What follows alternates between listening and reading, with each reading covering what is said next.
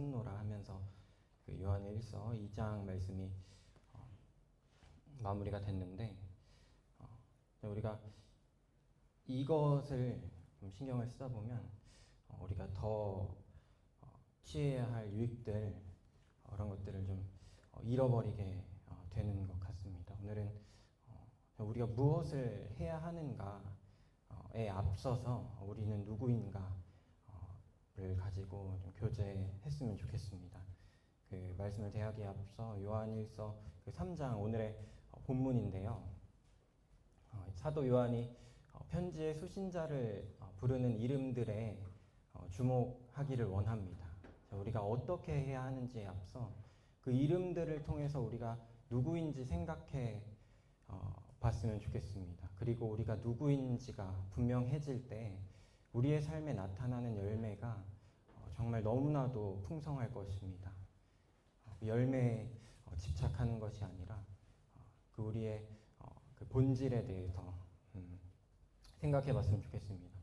편지의 수신자들이 누구인지 사실 성경에 자세히 나타나 있지 않습니다. 그 사실이 의도적이겠다라는 생각이 듭니다. 이 편지가 모든 그리스도인들에게 쓰는 편지라고 생각해도 좋겠다라는 생각이 들었습니다. 편의상 이 편지의 수신자를 우리라고 지칭하고 싶습니다. 1절 말씀 함께 읽겠습니다. 1절 요한일서 3장 1절 말씀입니다. 시작.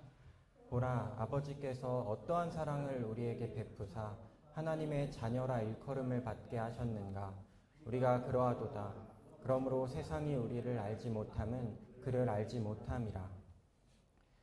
사도 요한은 먼저 우리를 하나님의 자녀라고 지칭합니다.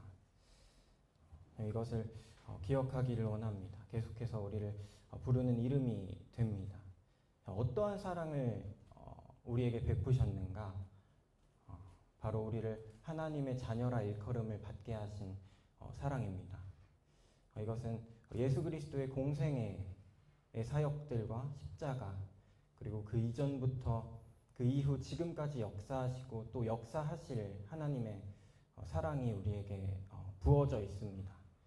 자기 독생자를 보내신 하나님의 사랑부터 또 지금을 살아가는 우리에게 복음을 닫게 하시고 또 그것을 믿게 하심으로 우리로 자녀로 일컬음을 받게 하신 그 사랑입니다.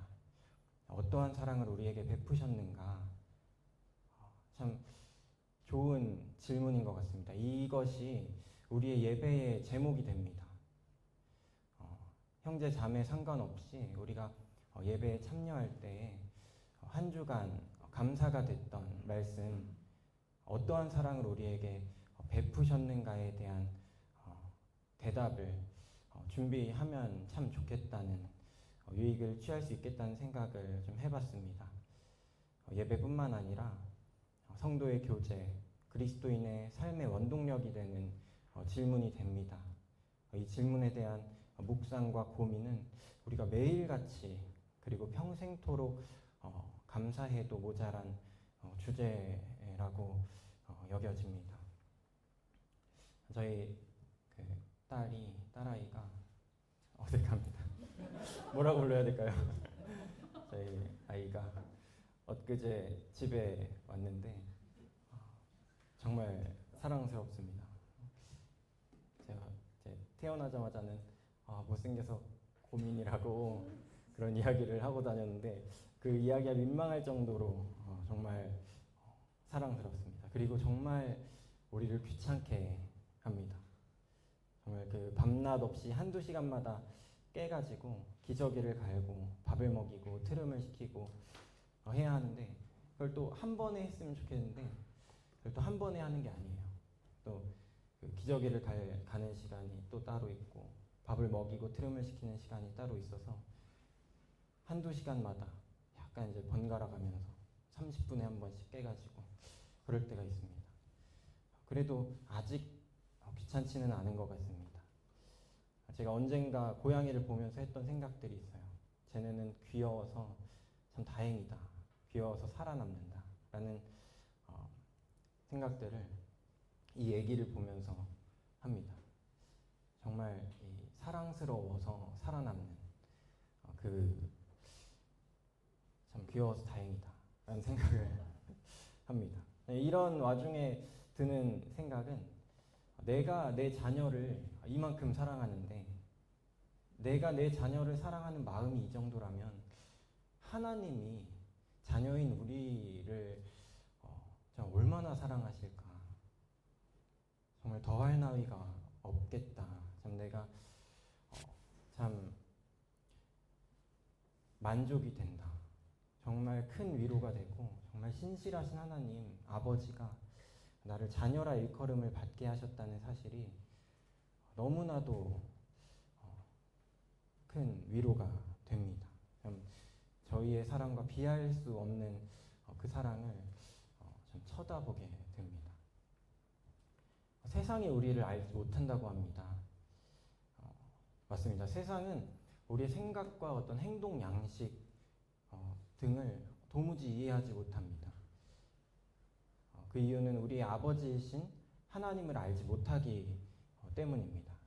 고린도전서 2장 14절에 보면은 육에 속한 사람은 하나님의 성령의 일들을 받지 아니하나니 이는 그것들이 그에게는 어리석게 보이며 또 그는 그것들을 알 수도 없나니 그러한 일은 영적으로 분별되기 때문이라. 사회에서 이런 질문을 많이 받아요. 담배도 안 하고 술도 안 하고 뭐 무슨 재미로 사냐고. 네, 뭐라고 대답해줘야 할지. 예배하는 재미로 사는데요.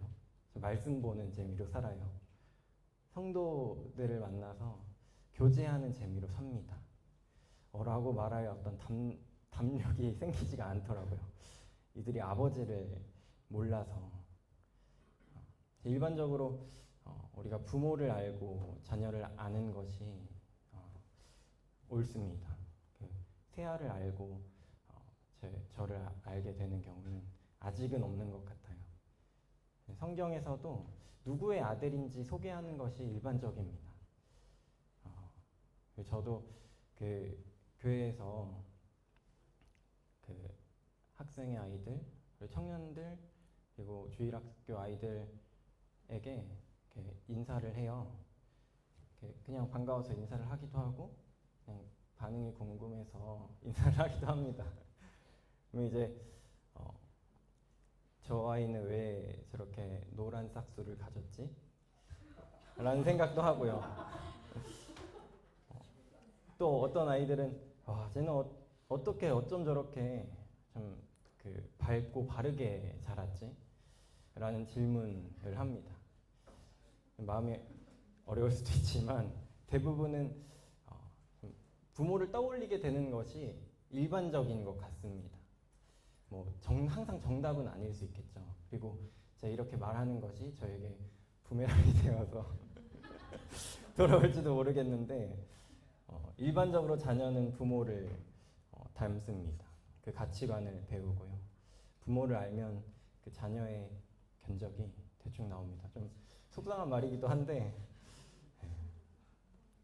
이처럼 세상이 우리를 알지 못함은 우리의 출신 곧 어디로 와서 우리가 어디로부터 와서 어디로 가고 있는지 전혀 모르기 때문입니다.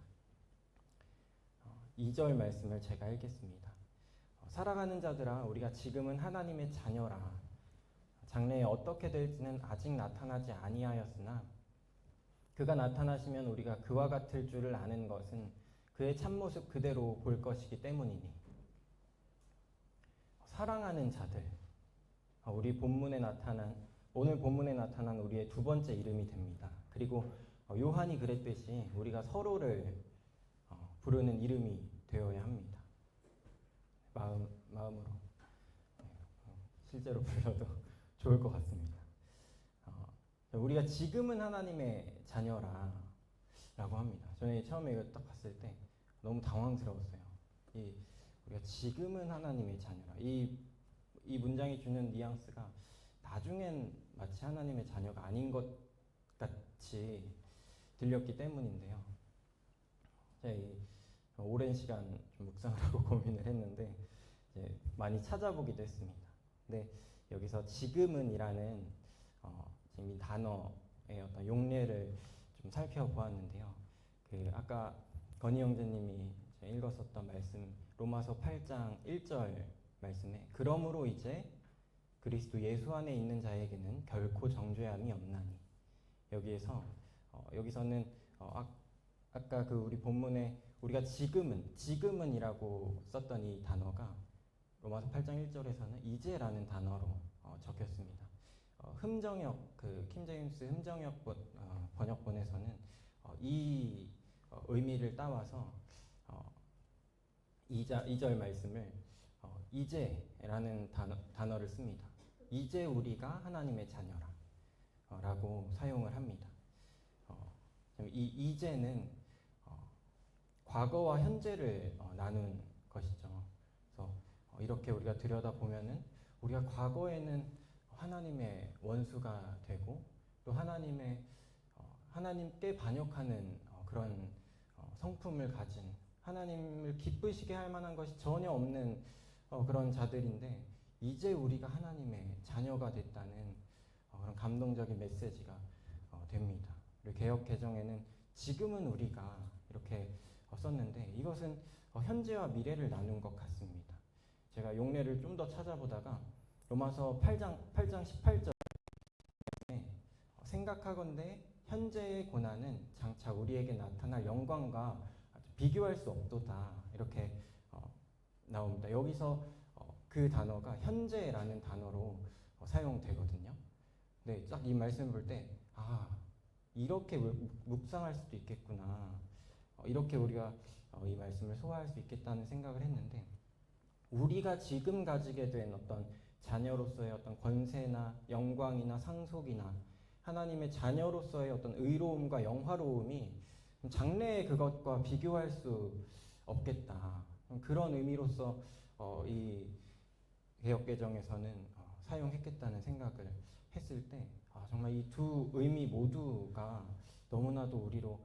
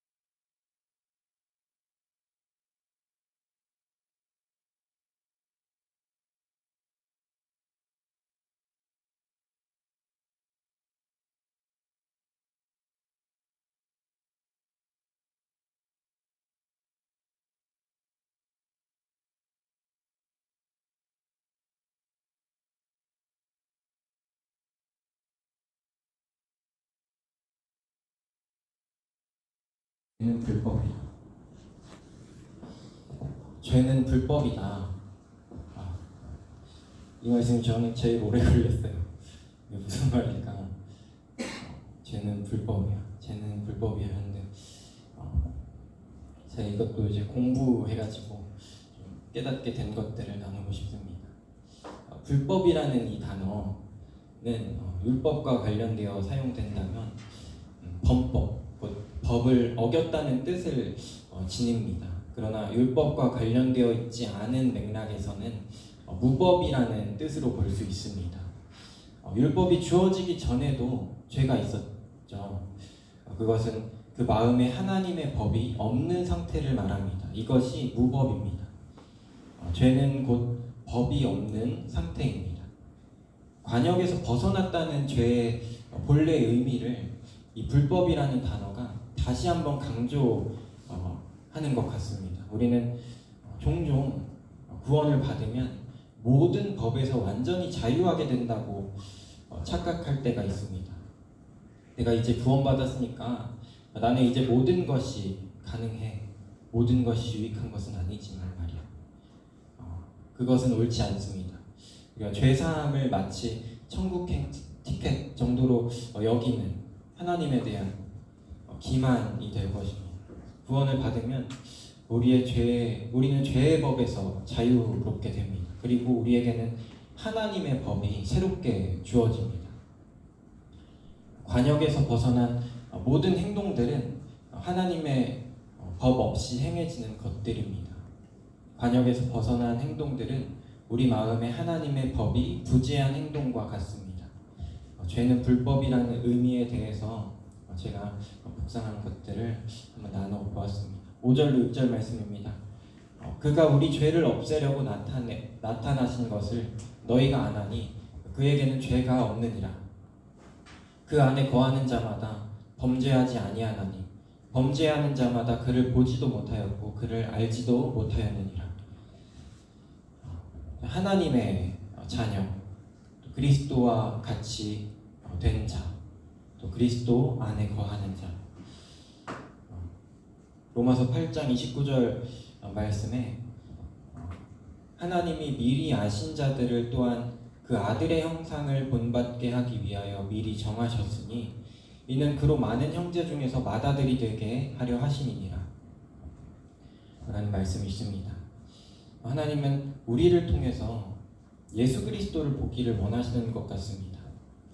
하나님의 자녀도 예수 그리스도를 나타내고 그리스도를 보았을 때 그리스도와 같이 된다는 말씀, 그리고 그리스도 안에 거하는 자, 하나님이 우리를 통해서 무엇을 원하시는지 좀 분명하게 말씀하고 계시는 것 같습니다.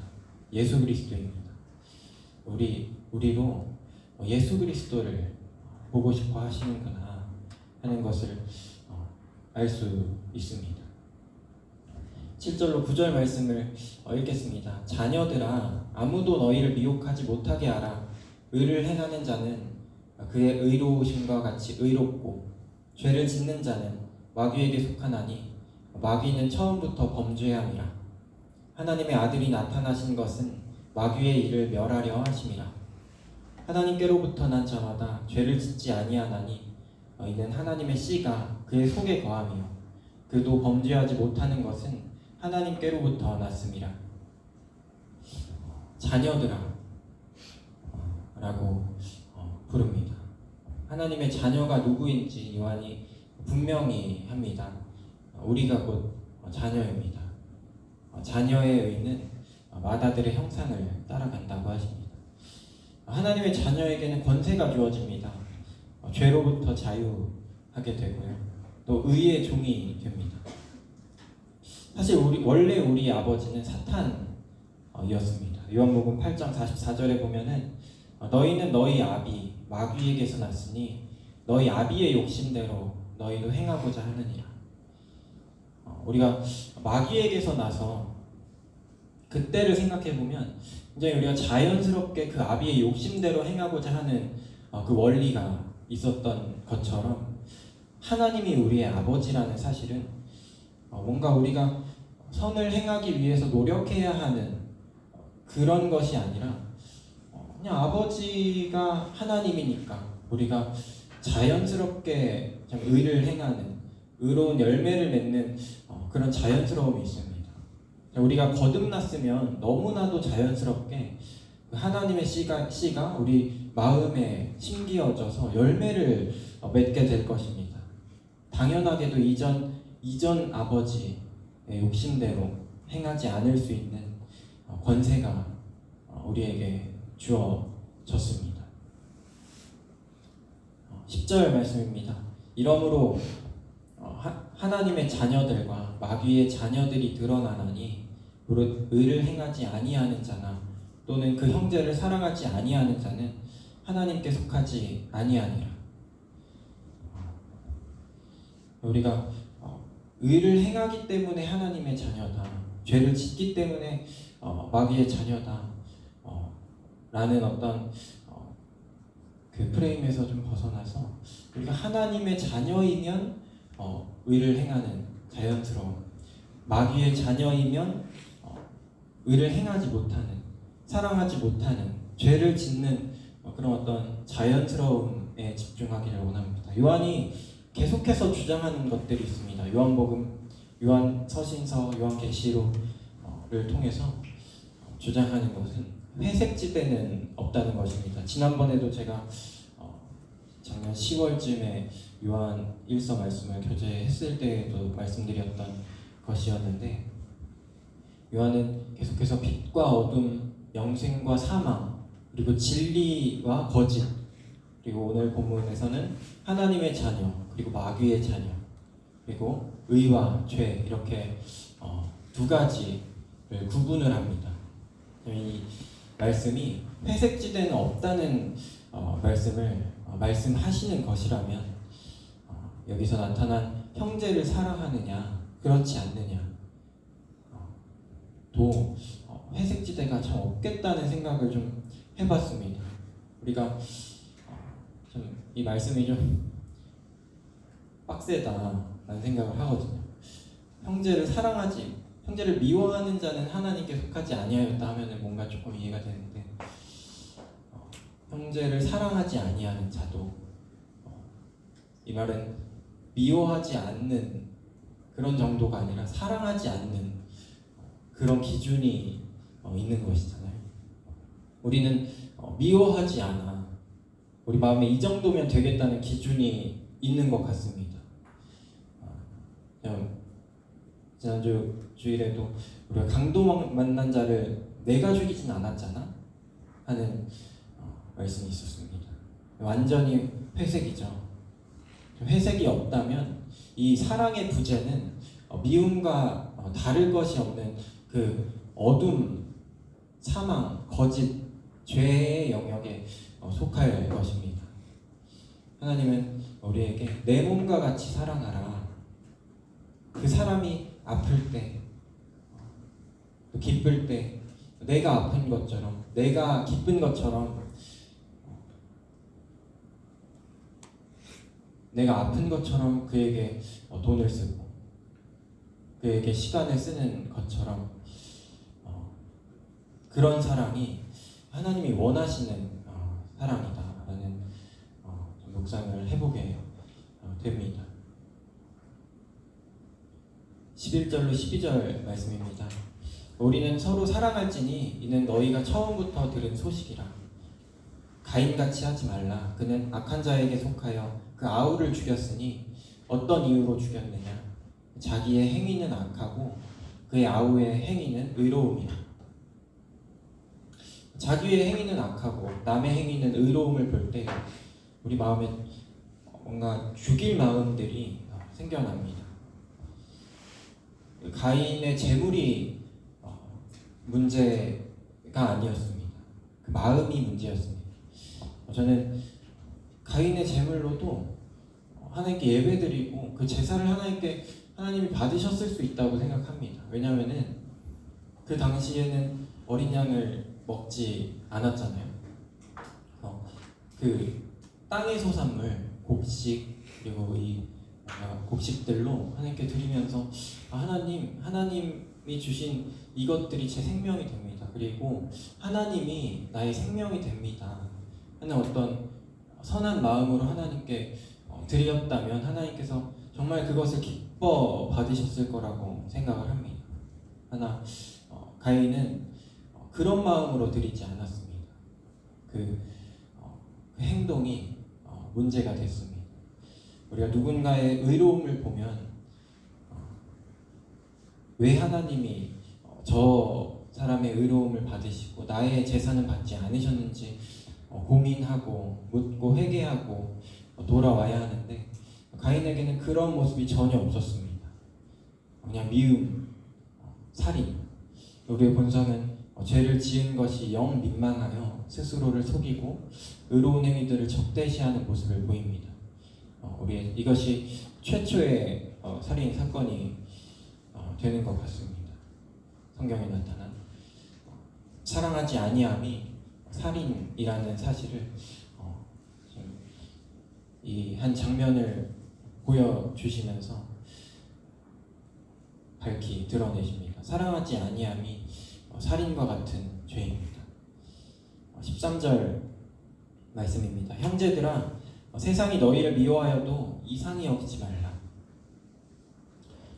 이제 요한은 우리를 하나님의 자녀라는 호칭을 넘어서 형제라는 이름으로 부릅니다. 이 호칭은 나는 거룩한 하나님의 자녀이고 당신도 거룩한 하나님의 자녀입니다 라는 뜻이 됩니다. 우리는 형제입니다. 우리가 형제님 자매님 할 때 그 안에 의미는 진짜 본래 의미는 나와 같은 하나님의 자녀 이런 의미가 담겨져 있습니다. 형제들아, 세상이 너희를 미워하여도 이상히 여기지 말라. 우리가 핍박을 받거나 세상의 어려움에 처한 성도들에게 이 형제들아 하는 호칭은 정말 따뜻한 위로의 말이었을 것 같습니다. 그리스도인은 미움을 받아야 해. 세상으로부터 미움을 받아야만 그리스도인이야 하는 어떤 질책하는 말씀은 아닌 것 같습니다. 그러나 요한복음 17장 14절에 보면은 내가 아버지의 말씀을 그들에게 주었사오매 세상이 그들을 미워하였사오니 이는 내가 세상에 속하지 아니함 같이 그들도 세상에 속하지 아니함으로 인함이니이다. 세상은 자신들에게 속하지 아니하고 아버지에게 속한 우리를 마땅히 이해하지 못함을 넘어서 미워하게 될 것입니다. 그때 우리는 형제들아, 자매들아, 내 사랑하는 자들아, 성도를 이해할 수 있는 사람은 성도들밖에 없습니다. 정말 그렇지 않습니까? 하나님의 마음을 아는 자들이 성도들밖에 없기 때문입니다. 제 딸 세아도 예수 그리스도를 믿고 성령으로 말미암아 하나님의 자녀로 거듭나지 않으면 우리 부부를 이해하지 못할 것들이 참 많을 것입니다. 우리의 아버지에 대해서, 우리 예배에 대해서, 교회에 대해서, 지친 몸을 이끌고 수요 집회에 왜 가는지, 내가 주말을 왜 성도들과 보내는지, 인생의 주인이 누구인지 누군가를 붙잡고 이해시켜 보려고 하면 우리가 설명해서 제대로 이해할 수 없다는 사실을 알 것입니다. 그것을 제대로 이해하면 성도입니다. 그들에게 믿음이 생기기 전에는 이것을 제대로 이해하는 일은 영 불가능합니다. 그렇기에 우리 성도들이 서로를 위로하고 사랑하기 원합니다. 공부를 하는 것보다 공부를 해야 하는데 안 하고 있는 게 더 힘든 거 아시죠?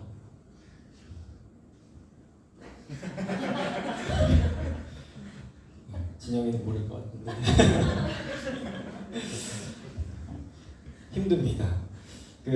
우리가 선한 일을 위해 싸우는 자만 그런 어떤 사랑과 위로를 받아야 하는 것은 아닙니다. 우리가 하나님을 제대로 섬기지 못하는 것 같아서 낙심하여 넘어져 있는 자도, 자녀라 일컬음을 받는 일이 부끄러워서 하나님께 나아오지 못하는 자도, 심지어는 하나님이 없는 것처럼 죄 아래에 있으며 그 사실을 회피하기도 하고 괴로워하기도 하는 자에게조차도 우리가 하나님을 믿지 않았으면 자유했을 그 거짓 자유가 없는 하나님의 자녀들에게 형제 자매라고 불러주며 그 이름의 의미를 회복하도록 도와주고 기도해줘야 합니다. 14절입니다. 우리는 형제를 사랑함으로 사망에서 옮겨 생명으로 들어간 줄을 알거니와 사랑하지 아니하는 자는 사망에 머물러 있느니라.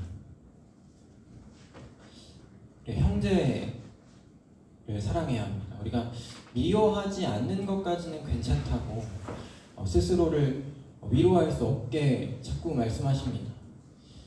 사랑하지 아니하는 자는 사망에 머물러 있고 사랑하지 아니하는 자는, 미워하는 자는이 아니라 사랑하지 아니하는 자는 없습니다. 하나님의 법이 아주 복잡하게 되어 있는 것 같지 않습니다. 먼저 우리에게 주신 성경에 또 분명하게 드러나 있고, 단순하게 생각했을 때 하나님이 사랑하시는 것들을 사랑하고 하나님이 미워하는 것들을 미워하는 것, 이것이 하나님의 법에 순종하는 마음입니다. 그렇기 때문에 하나님이 사랑하시는 자녀, 그 자녀를 사랑하지 않는 것은 하나님을 사랑하지 않는 것과 다름없는, 하나님의 법에서 벗어나 있는 것과 하나님의 법과 상관없는 삶을 사는, 무법 가운데 사는 일이 될 것입니다. 15절로 16절입니다. 그 형제를 미워하는 자마다 살인하는 자니 살인하는 자마다 영생이 그 속에 거하지 아니하는 것을 너희가 아는 바라. 그가 우리를 위하여 목숨을 버리셨으니 우리가 이로써 사랑을 알고 우리도 형제들을 위하여 목숨을 버리는 것이 마땅하니라. 질문을 올렸었는데, 우리가 어떤 형제를 미워하게 되나 개인적으로 돌아보게 됐습니다. 개인적으로 많은 경우 내가 의롭다 여기고 내가 옳다 여기는 것에 대해서, 내가 중요하게 여기는 그 의로움에 대해서 의롭지 않은 성도들, 옳지 않은 성도들을 보며 미워하게 됩니다. 사랑하지 않게 됩니다. 내 기준이 되는 의를 행하기 위해서 사랑을 저버릴 때가 있습니다. 가령 이러합니다. 저는 교회를 사랑해서, 그래서 교회를 사랑하는 성도들을 보면 정말 사랑이 이렇게 뭔가 노력하지 않아도 그 성도를 사랑하게 됩니다.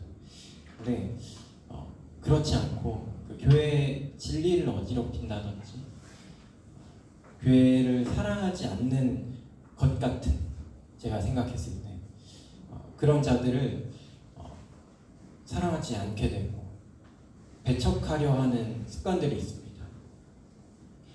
이 원리가 심지어는 성도를 사랑하는 것이 최고 의다라고 말하는 사람조차 왜 저 성도들은 성도를 사랑하지 않아?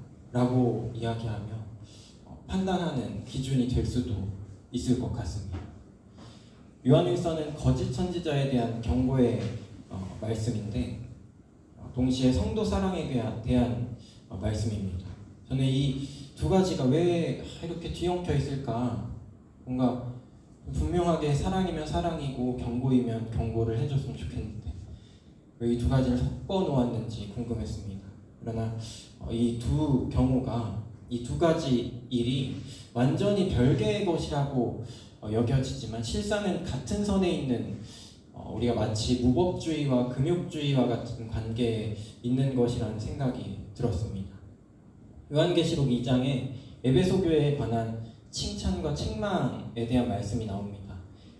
2장 2절로 4절을 보면은 내가 너의 행위와 수고와 내 인내를 알고 또 악한 자들을 용납하지 아니한 것과 자칭 사도라 하되 아닌 자들을 시험하여 그의 거짓된 것을 내가 드러낸 것과 또 내가 참고 내 이름을 위하여 견디고 게으르지 아니한 것을 아노라. 그러나 너를 책망할 것이 있나니 너의 처음 사랑을 버렸느니라.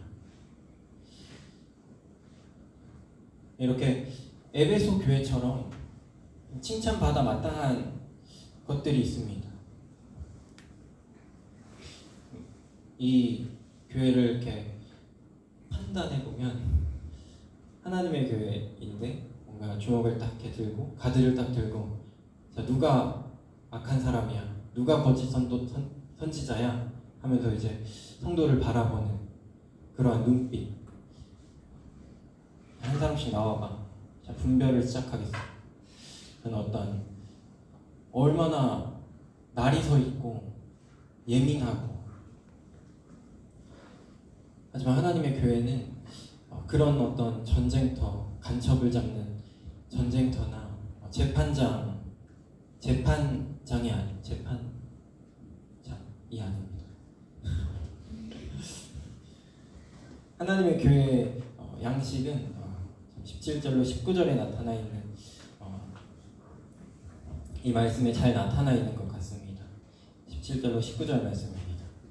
누가 이 세상의 재물을 가지고 형제의 궁핍함을 보고도 도와줄 마음을 닫으면 하나님의 사랑이 어찌 그 속에 거하겠느냐. 자녀들아, 우리가 말과 혀로만 사랑하지 말고 행함과 진실함으로 하자. 이로써 우리가 진리에 속한 줄을 알고 또 우리 마음을 주 앞에서 굳세게 하리니. 하나님의 사랑이 그 속에 있느냐, 이것이 주제입니다. 우리가 예민한 눈을 하고 다 같이 뭔가 누가 진짜고 가짜인지 분별하고 있으면 우리가 거짓 선지자 혹은 가라지 이런 것들을 더 잘 분별할 것 같지만 그렇지 않습니다. 오히려 우리가 서로 행함과 진실함으로 사랑할 때 내 생명 곧 내 시간과 재산을 영육간의 궁핍한 형제를 위해서 기꺼이 내어줄 때, 우리 모든 교회 성도들이 그렇게 할 때 그때 거짓 선지자가 분명하게 드러나게 될 것입니다. 말은 지어낼 수 있어도 지속되는 사랑은 만들어낼 수 없습니다. 잠깐 할 수 있어도 그것이 지속될 수가 없습니다. 그 속에 하나님의 사랑이 없기 때문입니다. 믿음과 소망이 삶을 동반하는 속성을 가지고 있다면 사랑은 더욱 그러하지 않겠습니까? 다시 한번 자녀들이라고 부르면서 우리가 왜 사랑해야 하는지, 심지어 행함과 진실함으로 사랑해야 한다고 이야기하면서 그 이유가 우리가 자녀들이기 때문이라고 이야기합니다. 하나님께 속한 자녀들이면, 그리고 그 안에서 받은 사랑이 얼마나 큰지 깨달을 때 마땅히 하나님의 성품을 담게 되고 어떠한 사랑을 우리에게 베푸셨는지 깨달을수록 더욱 하나님을 닮아 그 사랑을 따라가게 되는 그 원리가 우리에게 있습니다. 20절로 21절 말씀입니다. 이는 우리 마음이 혹 우리를 책망할 일이 있어도 하나님은 우리 마음보다 크시고 모든 것을 아시기 때문이라. 사랑하는 자들아, 만일 우리 마음이 우리를 책망할 것이 없으면 하나님 앞에서 담대함을 얻고,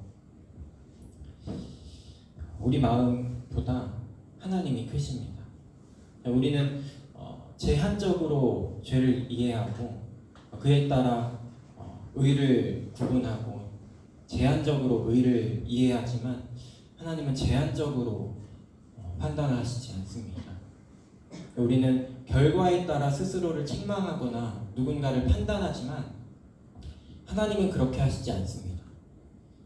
우리가 경험적으로 우리는 사랑이 결과적인 실패를 동반한다는 사실을 알고 있습니다. 모든 사랑이 그렇지 않지만 사랑은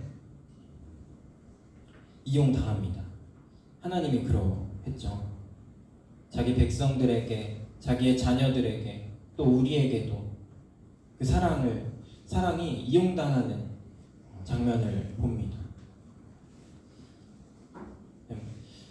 우리도 그렇게 될지도 모르겠습니다. 우리의 사랑이 이용당하고 배신당할지도 모릅니다.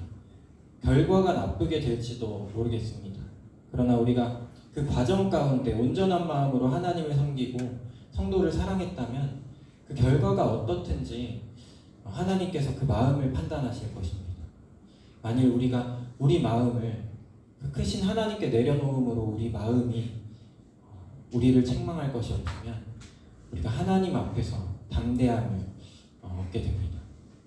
22절로 24절 말씀입니다. 무엇이든지 구하는 바를 그에게서 받나니 이는 우리가 그의 계명을 지키고 그 앞에서 기뻐하시는 것을 행함이라. 그의 계명은 이것이니 곧 그 아들 예수 그리스도의 이름을 믿고 그가 우리에게 주신 계명대로 서로 사랑할 것이니라. 그의 계명을 지키는 자는 주 안에서 거하고 주는 그의 안에 거하시나니 우리에게 주신 성령으로 말미암아 그가 우리 안에 거하시는 줄을 우리가 아느니라. 우리가 앞서 말한 그 담대함을 얻은 자는 더욱 하나님의 계명을 지키고 하나님이 기뻐하시는 것을 행하게 됩니다. 예수 그리스도를 믿고 그 계명대로 형제를 사랑하게 될 것입니다. 더불어 우리의 구하는 바를 받을 것인데 우리의 구하는 모든 것이 하나님이 원하시는 것이 될 것이기 때문입니다. 형제를 사랑하고 부족한 그 사랑의 재료들을 하나님께 구하고 그것으로 또다시 또 다른 형제를 사랑하고 다시 구하고 이로써 우리는 정말 마르지 않는 샘물이 됩니다. 하나님이 이러한 간구들을 너무나도 원하시고 또 기다리고 계신다고 믿어 의심치 않습니다. 우리 청년들이 참 사랑이 많다고 여겨집니다.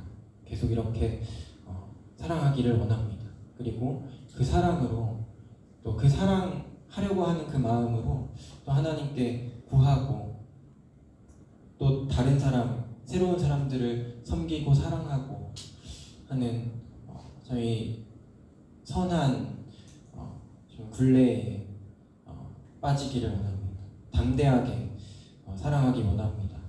헌금도 기꺼이 또 담대하게 하고요. 가스펠 MT 장래 성도들을 향한 헌금이지 않나 하는 생각도 해보게 됩니다. 우리가 사랑함으로 좀 이렇게 거절당할 용기들이 필요합니다. 저도 이제 아이들에게 인사를 할 때 얘는 또 나를 거절하겠지? 우리가 하면서 이제 인사를 할 때 괜찮다. 우리가 당할 일을 염려합니다. 사랑할 때 당할 일을 염려하고 배신당하고 그 사랑에 화답하지 않으니까 내가 사랑하지 못하겠어 라는 어떤 염려가 있습니다. 그리고 주저하고 준 사랑에 화답이 없어서 넘어지기도 하는데 상관없지 않나요? 어차피 그 사랑 하나님이 주신 사랑이고 그 과정을 기억하시는 분이 우리 아버지 하나님이신데 그리고 이렇게 참 우리 곁에 형제들, 자매들 좀 나를 이해하는 사랑하는 그 형제, 자매들이 이렇게나 많은데 우리가 그 형제들, 자매들 그리고 그 아버지 그의 성품을 신뢰함으로 우리가 담대하게 사랑하기를 원하고 또 기도합니다. 기도 드리신 후에 다음 일정 가지도록 하겠습니다. 그의 계명을 지키는 자는 주 안에 거하고 주는 그의 안에 거하시나니 우리에게 주신 성령으로 말미암아 그가 우리 안에 거하시는 줄을 우리가 아느니라. 참 아버지 하나님 감사드립니다. 우리가 하나님을 참 감히 아버지라고 부르는 데는 아버지의 사랑이 우리에게 넘치게 부어졌기 때문입니다. 우리가 그 사실을 알고 있습니다. 우리가 아버지 안에 거하고 또 아버지께서 또 우리 안에 거함으로 우리가 아버지의 사랑을 나타냅니다. 우리를 통해서 참 다른 형제들이 또 세상이 아버지를 알고 예수 그리스도를 알게 됩니다. 우리가 그 선한 원리를 잘 나타내기를 원합니다. 하나님의 법이 우리의 마음을 계속해서 주장하기를 원합니다. 성령님이 그것을 계속해서 깨닫게 하시기를 원합니다. 참 감사드립니다. 아버지의 사랑이 놀랍습니다. 아버지의 사랑을 찬양합니다. 예배 드립니다. 이후에 있는 모든 시간도 하나님 그 사랑을 찬양 받으시고 풍성한 하나님의 사랑을 교제하기를 원합니다. 감사드립니다. 우리 주 예수 그리스도의 이름으로 기도드렸습니다. 아멘.